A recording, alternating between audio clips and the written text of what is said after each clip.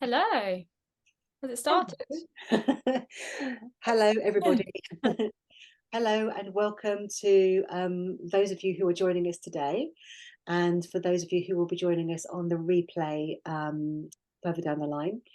I'm here, Sandra Jennings of Blue Paw Network, and I am here with my beautiful colleague and friend Jade Brown, who, Hi. hello, and we are going to be talking today about living from the heart. Yes. Interestingly, last night we've been running an 8-week program, which is aligning the chakras through breath work and bringing in light codes. And it just coincidentally happened to be that we actually were working on the heart chakra last night. So really interesting. We're finding that quite a few of these talks that we're having are aligning with what's actually going on and what we're working with, because we haven't consciously chosen this. It's sort of just how it's falling in the line of events. So very interesting. Um, but where to start with the heart? So I think the most important thing to sort of to start with, from my perspective, is that we are certainly in Western culture are so taught to lead with our heads. And I remember being younger and having to make big decisions, and my dad sitting me down and saying, like, let's write down a list. Let's see which one balances out, which is the longer list. I know that he actually, looking back on it, he already knew what the outcome needed to be, and he would very much sway my list. Now I realise this. However, um, it was always, from my perspective, trying to logic it. But you sometimes still have this overriding feeling, but we're taught to ignore that because actually the logic is what should win. But actually, when we think about what logic is, it's really just where our everything that we've experienced up to this point in our lives. It's just the memories of all of those things that we're then using as a filter to make a decision with. So we can't actually do anything from a really objective space because it's coming through a very subjective experiential filter. But the really important thing about the heart is that it was never meant to be that way round. It was always meant to be that our hearts lead the way and our head is the tool by which we put into action the wisdom and the choices from the heart space. Now, of course, also get intuition within our gut. So we have a brain effectively within our heart, within our gut, within our brain. Um, and we have what's called sensory neurites. But within our hearts, we actually have, within the center of our physical heart, we have 40,000 sensory neurites, which are actually brain cells. They're the same material, the same substance that's in our brains. And these are extremely powerful, and they put out their own electromagnetic field, which is like a big donut. It's a toroidal field that's all around us. But when we bring our heart into harmony, this field gets bigger. And there are so many ways that we can actually bring our heart into harmony, and there are so many enormous benefits from this. So I think the thing to sort of start with is just the understanding that if we really want to live a more intuitive life that's more aligned with who we truly are, we need to come from our heads and come into our hearts, because that's where our wisdom resides. Yeah, yeah. When we're growing up, I don't remember anyone ever even placing our hand on a heart. That's something I never done at all growing up. In school, we're just conditioned into logic, into learning, into yeah, it's more of a survival way of living. So it's using our head rather than living from our heart. And yeah, I think it's our heart is 500 times stronger than our brain. Or like the energy field is that much larger than even our brain. And when we start to think about these facts and what you just said there about the what's it called inside the heart, the The neuro, sensory neurites, yeah. yeah, that's incredible, isn't it? Mm, mm. When you hear that. Yeah, it's Yeah. absolutely incredible. And there's a huge physiological effect. So this isn't just, we've often when it's talked about in terms of living from the heart and really connecting into that heart space, we would see it as something which is more esoteric. But actually, this is now scientifically proven and a very physical. There are very proven physiological effects of connecting to our heart space, and bringing our heart and our brain into harmony, into coherence. And one of the things that happens and there are very, very simple techniques that we can use to come into our heart space by just bringing our attention to it, bringing our conscious awareness to our heart space. And when we do that, and we start to bring our breath into our heart, and we can bring our hand to our heart, just to start to, it just helps us to come into, to bring ourselves to our awareness of our heart space. When we do that, and then we just breathe in and out of our hearts as if our heart is a lung, we're breathing in and out of our physical heart when our chest is going up and down. We're actually bringing our conscious awareness to that space. And when we do that, there are physiological reactions, and it's feeling those emotions of acceptance, gratitude, compassion, love. And we can sometimes find it hard, especially if we're having a tough time. It may well be what we're thinking, well, how do we connect to those feelings when I'm feeling depressed and low? And we've all got memories of things that have created those moments where we've had those beautiful moments of just feeling that connectedness. So even imagining a sunset, or imagining stroking a pet, or the birth of a child, or any of those memories where we have those connections to something where we have that feeling, we can remember those, and that automatically starts to bring up that feeling. And it may be that to start with, it's not easy to grasp, but with more practice, you can hold on to that feeling.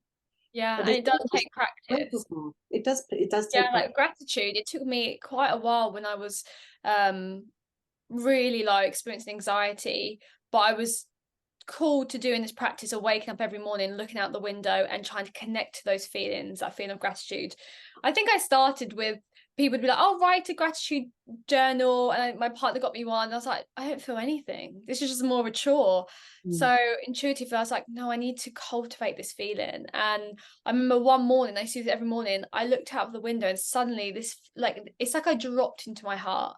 And this feeling of gratitude was just so big. And it was just like everything was okay. Everything made sense. There was color to everything. It's like everything was grey before that point. And actually working with people describe that same feeling. It's like they suddenly see a sunset in a whole new way. But that's because in that moment they've dropped into their heart. And yeah, it's a beautiful feeling that helps you overcome anything that you're going through, any anxiety, depression. It is, because it's such a excuse me. Such a it's such a connected feeling of dropping into that space. Excuse me. Like I'm gonna yawn. So yeah, so when we drop into that heart space and we really feel that gratitude, it shifts us totally. And there is a real physiological reaction that happens. And after we breathe in and out of our hearts for about 3 minutes, there is a shift. And I actually notice it now when I'm doing those sort of meditations. I notice a shift where I suddenly start to see within my third eye, my attention starts to move to a different part. And I can really feel it happening in that moment. There's a definite shift physiologically. And what happens is that when we are stressed and anxious, we've got so many negative hormones that are running through our bodies. And we have something like, when we're in a stress state and we're releasing cortisol, we're also releasing, we go into fight or flight, we're also releasing something like 1,200 negative chemicals that are running through our bodies that are really having a really negative effect on our well-being. But when we go into the heart space and we have that physiological change, all of a sudden it creates the reaction happens, and we have 1,300 positive chemicals flooding through our body, one of which is oxytocin. And oxytocin is the love hormone. So this is the hormone that actually is released when we're stroking a pet, when we're in love, when we're holding onto a newborn baby. Any of those things, they all release oxytocin within us, and they help us come into that really beautiful heart space. So there are so many incredible things that happen with oxytocin. Within our arteries, we actually have receptors that actually take oxytocin. So it actually really helps benefits on our physical well-being, because it helps our cardiovascular system. It has anti-aging hormones. It boosts our immunity. There are so many incredible effects that this has, but it's not only having an effect on just our physical our emotional well-being of just feeling more connected and just more blissful, it's also having so many positive physical effects, which is incredible. And you can see it in people. You can see when if you just look back at me when I was feeling really anxious, I was depressed, and it's like you look kind of gaunt, you look more grey, like Mm. it just speaks through your body. And when you're living in the heart and you're operating from these high frequencies, you glow. I just see that glow from people when they're operating from those high frequencies. So yeah, and it just affects everything, doesn't it? All your body. So Well, true. it's interesting you say that about the greyness, because I was looking. We've been watching recently that the program about Robbie Williams, Mm. which is Oh really yeah, he looked interesting. bad, didn't he? Really doesn't look Yeah. well, and watching through his life story, you can see he's always struggled emotionally.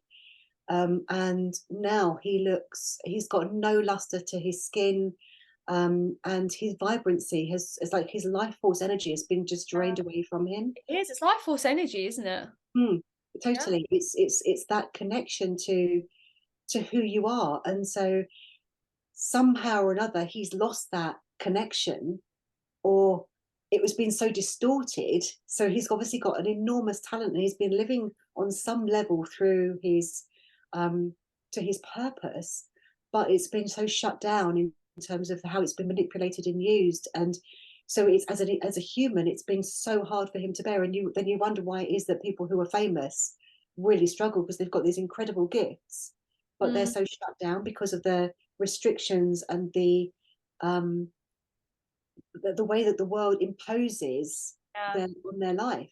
But it's So more pain. We were talking about yesterday in terms of because our heart, it's in, and you know the name, it's in like a sack of pericardium. fluid. Yeah, So word. pericardium. Yeah, and that actually, when we feel like we have armor around our heart and barriers, we actually do have that physically.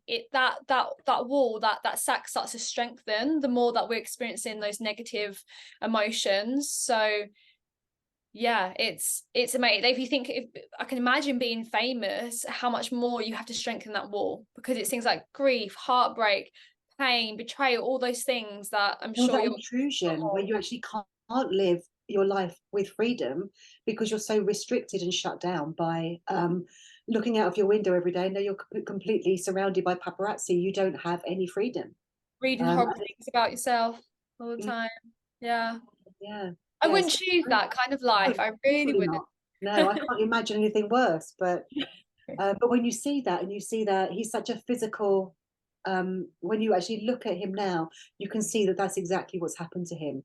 And then you see somebody else who's really living their life in more alignment. Who's And that he again? Michael J. Fox. Robbie Williams. Robbie Williams. Oh, Yeah, Robbie Williams. He's now, I think he must be around 50 now, something like that. So he's not particularly old, but no. he looks like a shadow of himself. He looks very depressed and very grey, which is really sad to see, because he was always so, his energy on stage as performer he was so vibrant, but in the background he was so depressed. So he was able to Often a hold it facade, together though, for so isn't long. it? Anxious as Anyway. well. Yeah, Yeah. depressed and anxious, and really struggled. So it's very interesting when you see people who've had that life story where they've had so little connection to the heart. There's not been any ability for him to nurture who he is, or had Yeah. to have any of his needs met on that level. And he is somebody that is most likely very connected, but has never been able to explore that. Because it is a Um, practice, isn't it? It is those things of making space and intention in your life, and like making space to just be silent. Because I like the energy must tap into it yesterday with our prayer. It's such a quiet internal energy. It's not outwards. yeah, So it's, you need to kind of drop into that space. And again, it's kind of not the normal thing, even if you're interacting with people, for you to go inwards and be kind of still and silent. mm, Even mm. that, you're like, oh goodness, am I not interacting how I need to interact, because I'm so conditioned to just be talking out to everyone, giving that energy out.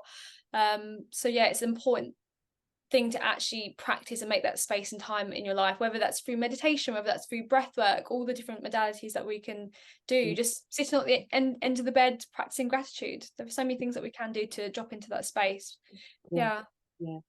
No, exactly. And the other benefit that we have is something we touched on last night, was about telomeres. And so within our DNA, at the end of our DNA, we have these what look like little islets. And in 2009, there was a scientist who won the Nobel Prize for his discovery, and it was all to do with the enzymes that hang around at the end of the telomeres. And they didn't know what these enzymes were for, because they discovered them but had no idea what they did. And they discovered that when you actually come into harmony and you bring your heart and your brain into harmony, they discovered that the telomerase actually attached to the end of the telomeres, lengthening them. And what happens with our cellular renewal is that the ends of the islets effectively break off.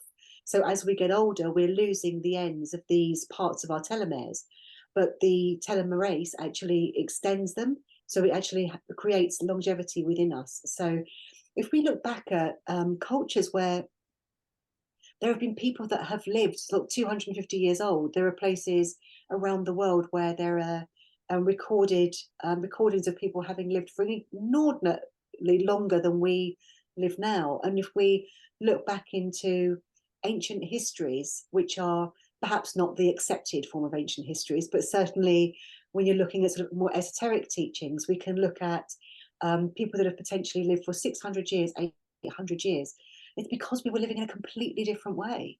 And we knew how to work with our own physiology and not to overload it with stress and toxins, and live from compassion, live from the heart. And we knew how to use these essentially laws of physics, which were would now seem to be woo-woo, but actually they're the truth of who we truly are. But we're now using so-called science, which is superseding all of this ancient wisdom. But now what's happening is this wisdom is starting to come to the fore, and science is slowly starting to make some discoveries that are sort of catching up with the spiritual understandings. But it's taking time, and from our perspective, is that we're now starting to understand from this more spiritual perspective. We have this innate knowing of these things, so we know that it's more important to clear our bodies and not put in the toxins, and to reduce that stress, and to reduce and to move our bodies, and to do all of those things which are innately part of who we would have been before all of this other more masculine science came into play. And so we're coming back again into that now, the understanding of working intuitively with our bodies, and this is a huge part of it.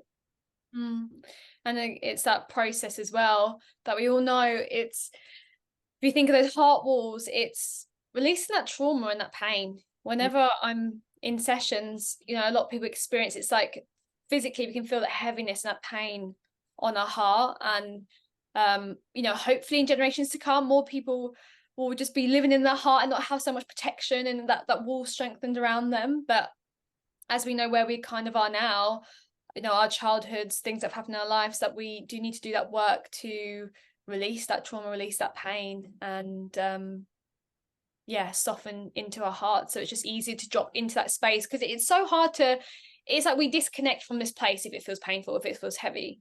And that's why, like, now I understand that practice of, I always try and describe it like you're looking from your heart. And I know that all sounds really strange. That's the only way I could describe it. It's like I say, bring your eyes as if you're looking from here.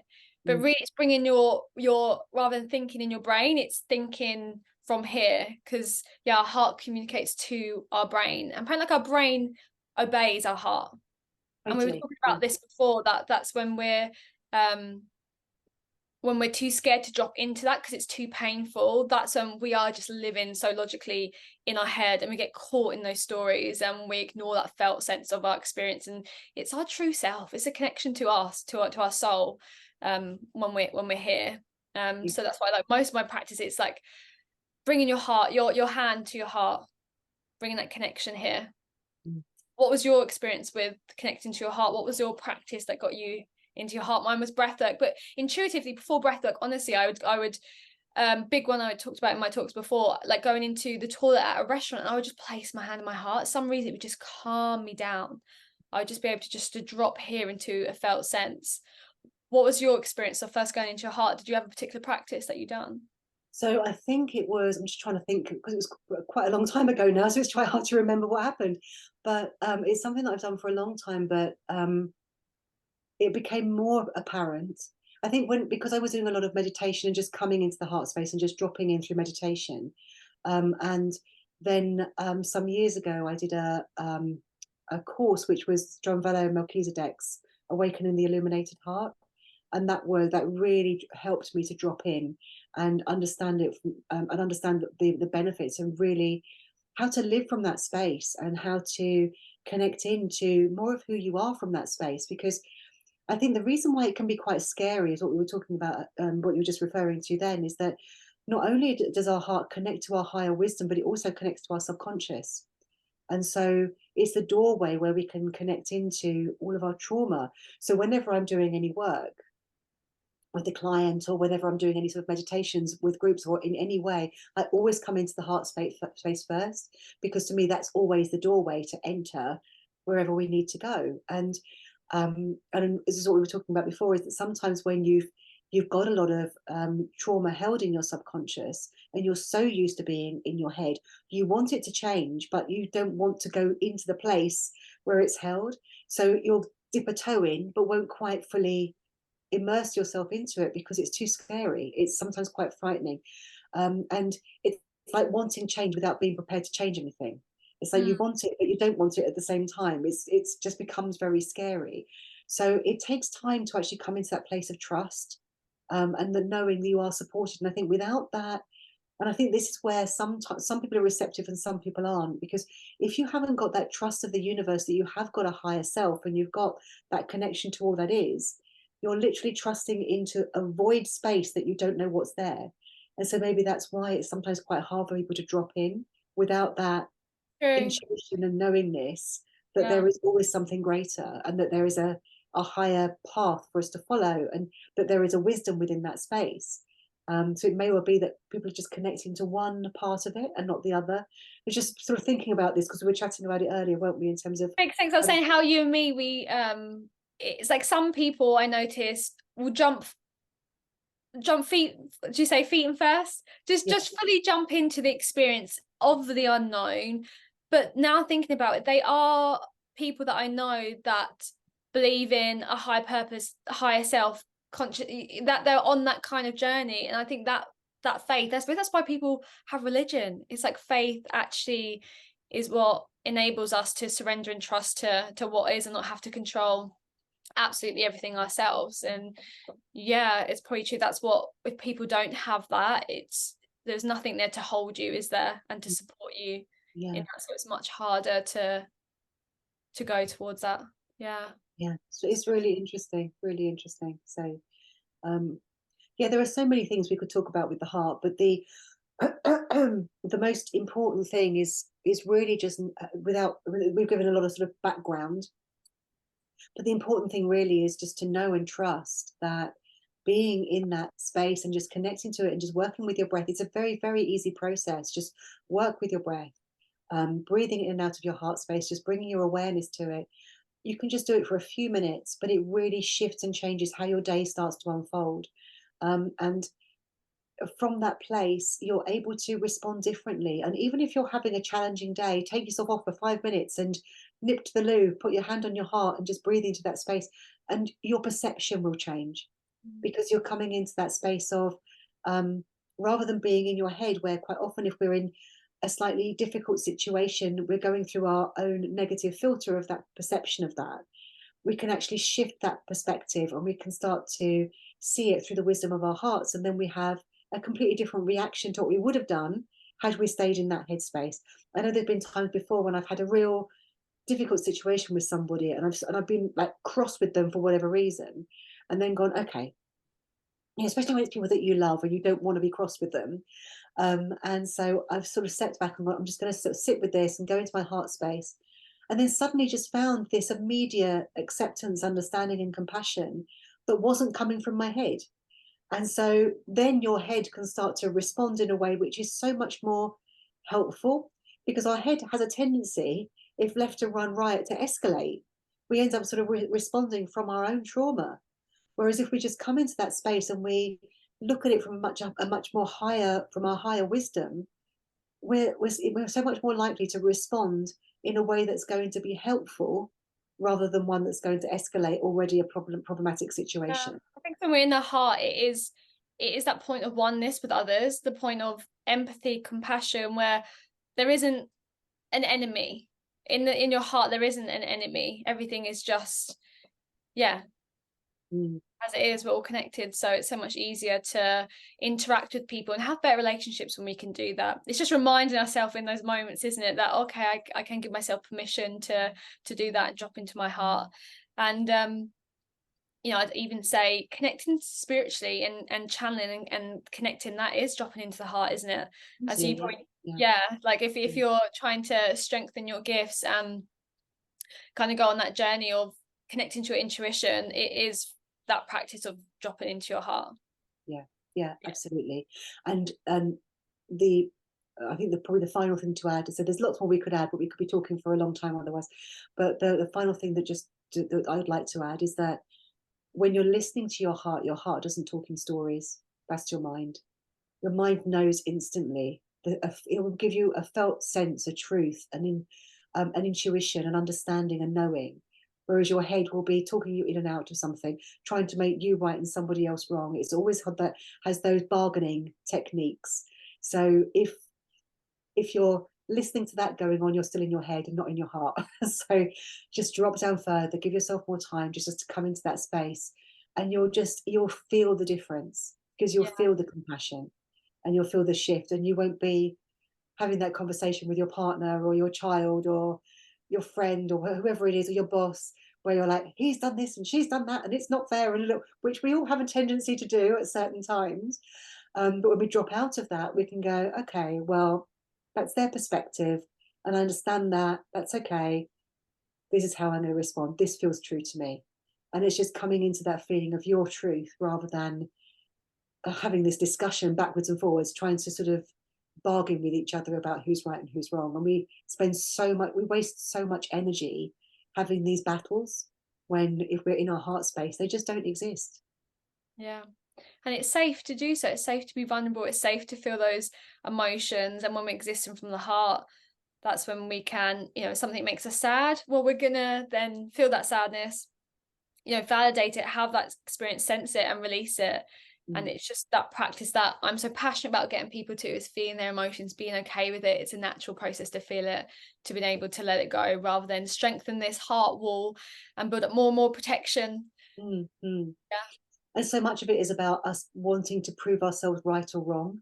And if you're somebody that always needs to get validation by proving yourself right all the time, sometimes when we drop into that heart space, the most important thing that we can do about being right is being wrong. So it's all about perspective. It's all about perspective, because sometimes being right is what's right for everybody in that situation, and it's about admitting that we're wrong and we haven't necessarily come from the right space, and that's okay. It's okay to just have that little bit of humility around it, and that sometimes can be quite very difficult when we're in our heads. Yeah.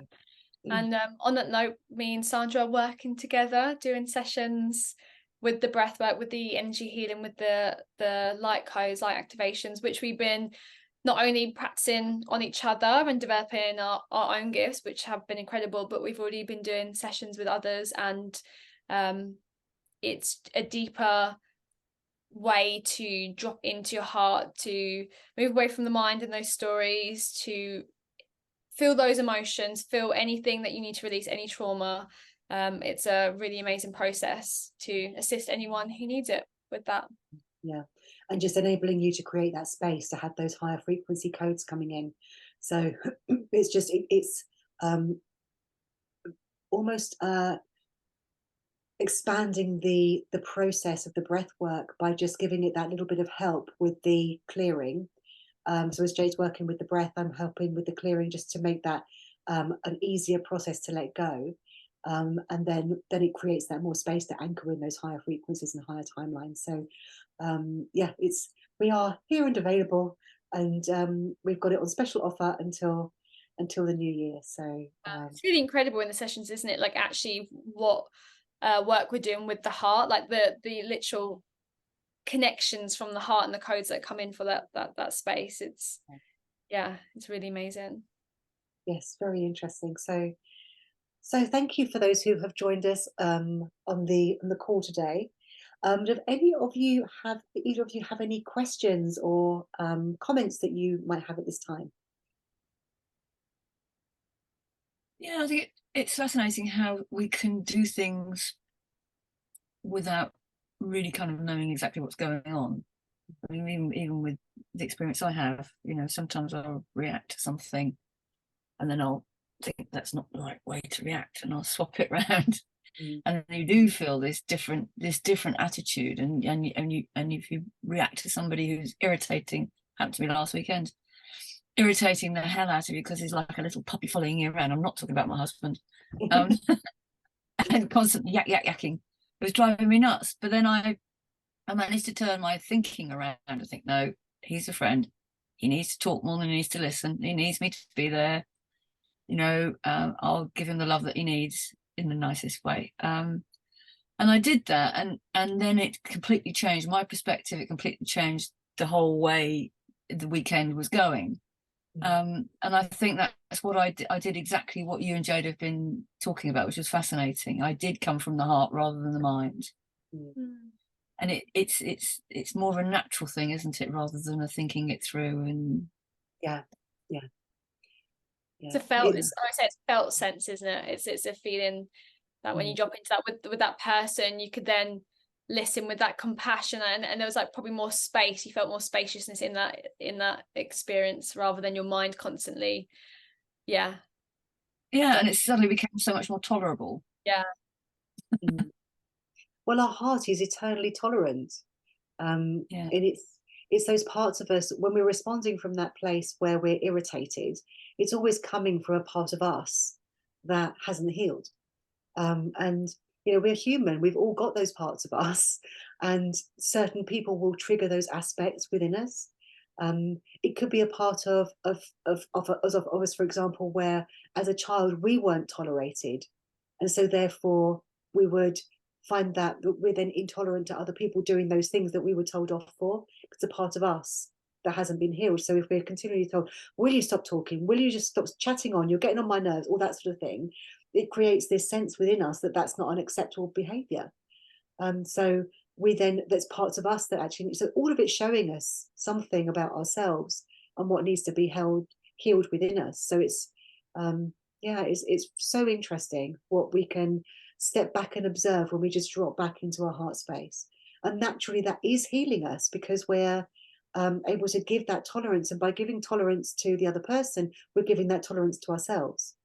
So I think it's also a question of consciousness of who you're focused on, whereas the first one, when you're irritated, you're focused on your own reactions to what's coming at you, whereas when you're coming from the heart, you're more focused on the other person and what you can do for them, but that not in a sycophantic way, but how you can help them, and you can actually see the physical healing that happens, and then that sort of spurs you on to carry on down that path.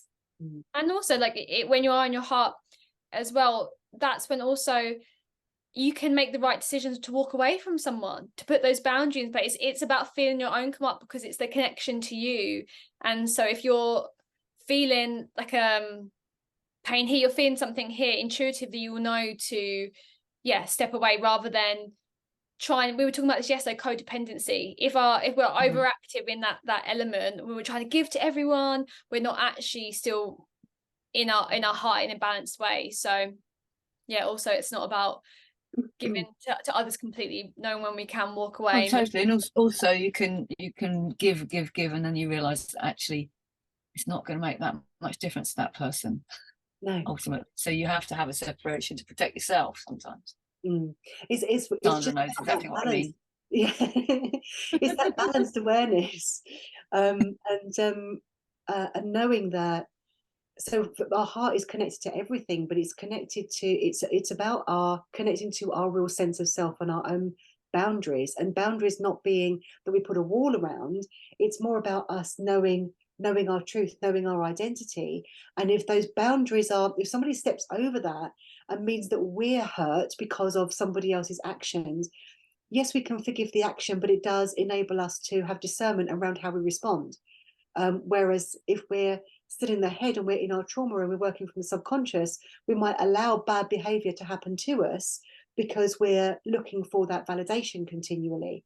So it's about everything in balance, about having those balanced relationships rather than, as Jade was saying, the codependency or the situations where we have people that are continually always taking from us and there's no balance in terms of getting back. It's enabling that balance to come back in by having that discernment.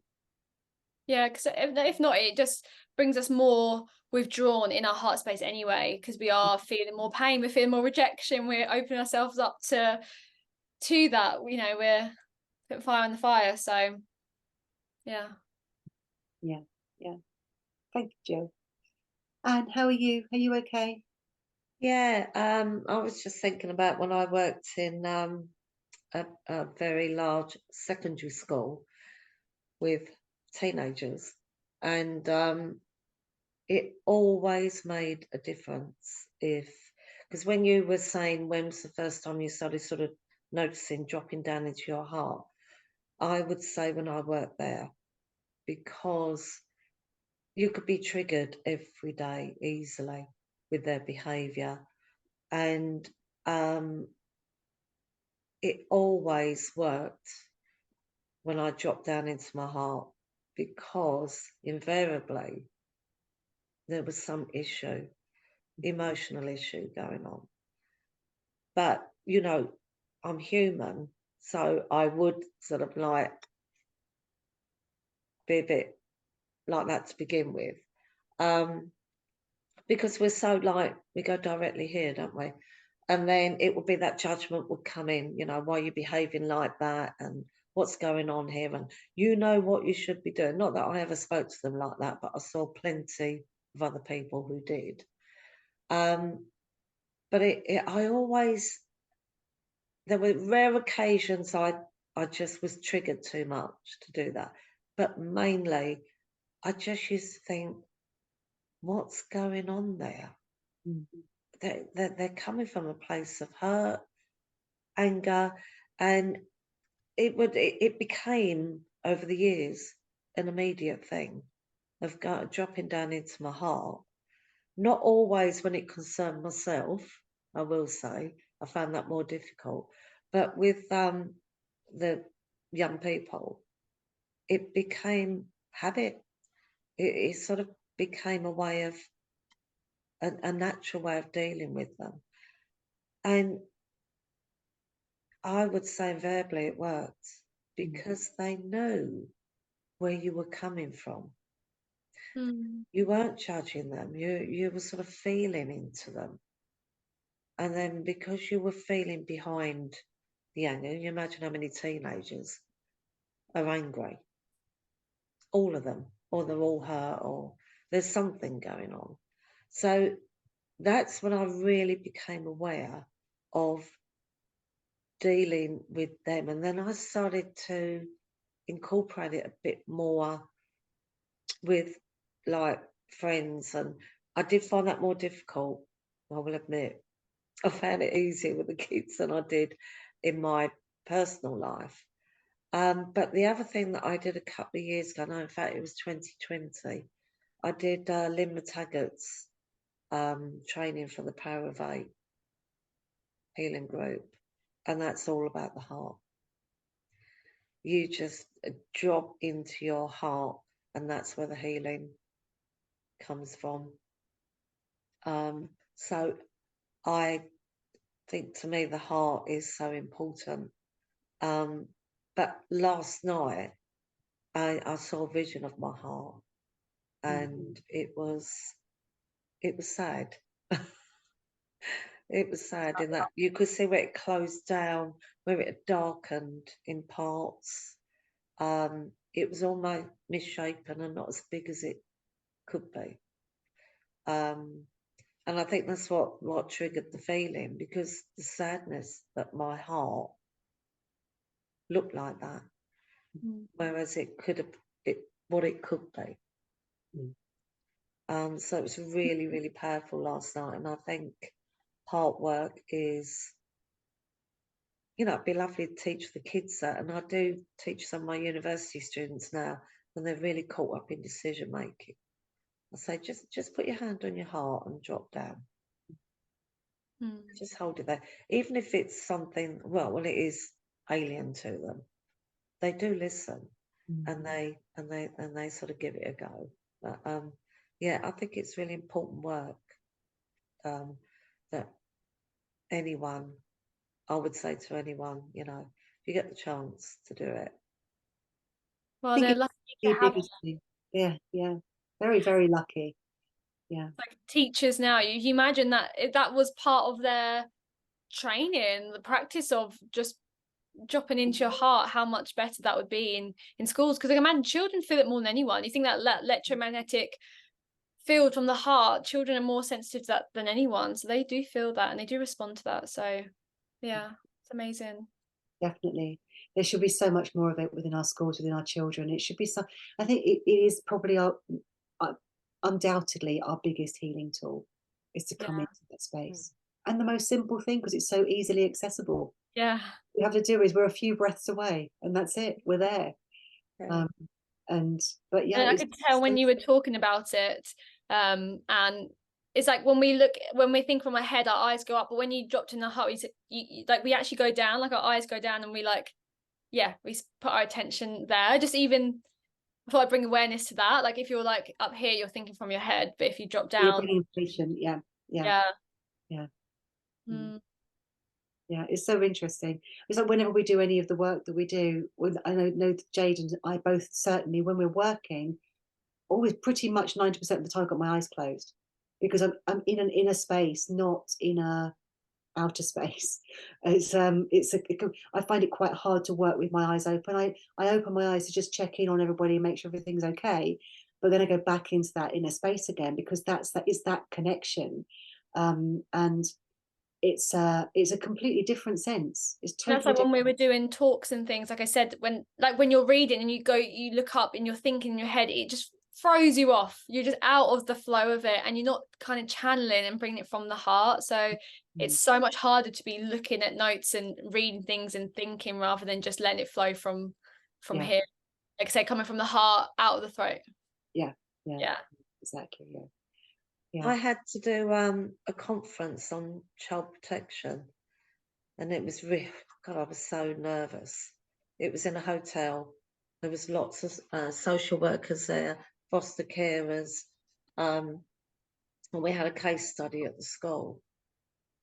And I thought, I'm not going to write any notes. I'm going to be brave. And I remember looking up at some point, and it was mainly women there, and I could see like really feeling for this young girl, because I'd gone into my own heart space talking about her, because it was such a touching story of her life.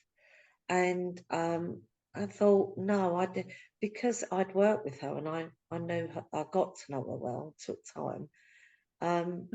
Because I spoke from the heart that day, it reached people so much more than if I'd been, like my head of year was there. I mean, it was unfortunate she'd been off on maternity leave.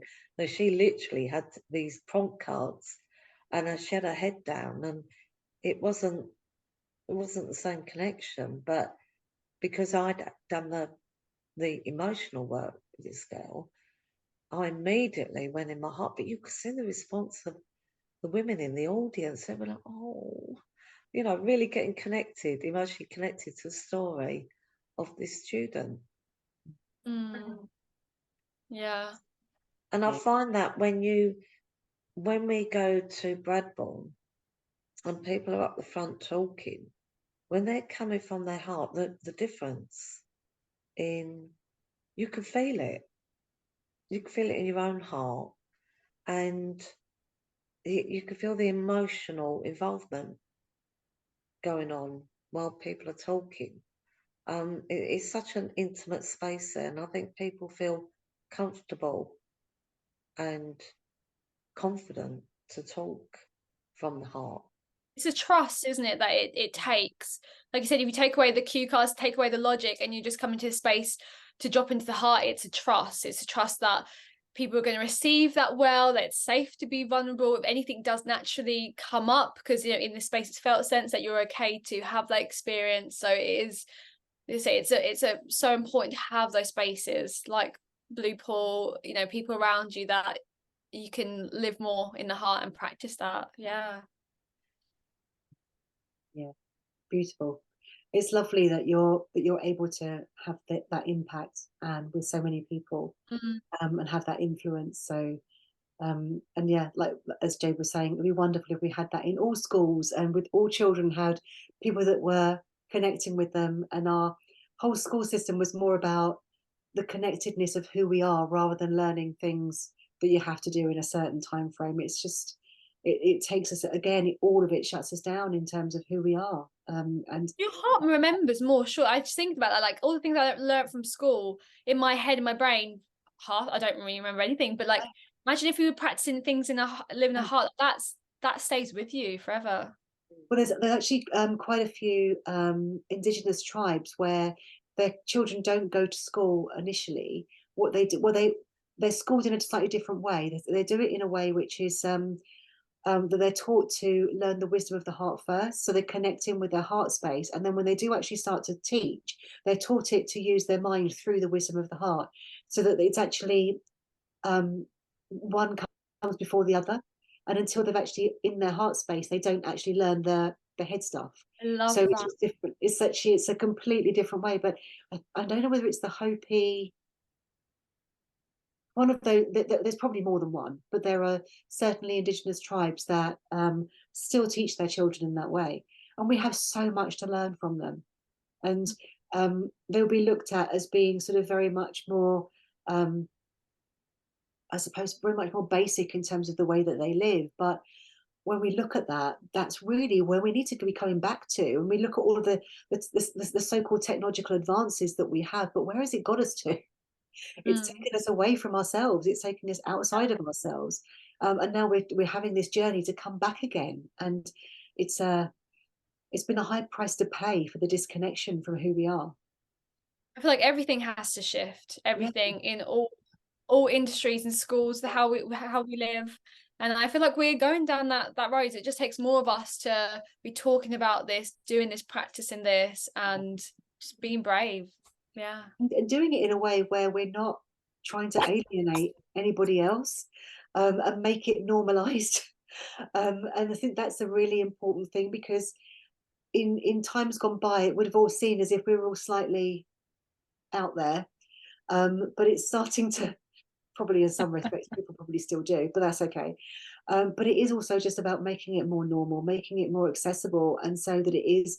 So this is why I like to bring in a little bit of the science around it as well, so it doesn't seem like it's totally, because the benefits are also, they are beautiful esoteric benefits, but everything that we're doing is scientifically backed. So it's not coming from just trusting something. This is now been proven. So if we can start to utilize the science that has been proven to try and help people to connect to this without the fear that they're stepping into something that's not, that's outside of a comfort zone, just by bringing a little bit of science into it, just helps people to connect back to it in a more practical way, if that's what they would choose to do. So it's helping us, having these scientific discoveries is helping us to just get that balance and bring it in, even if it's in the smallest way.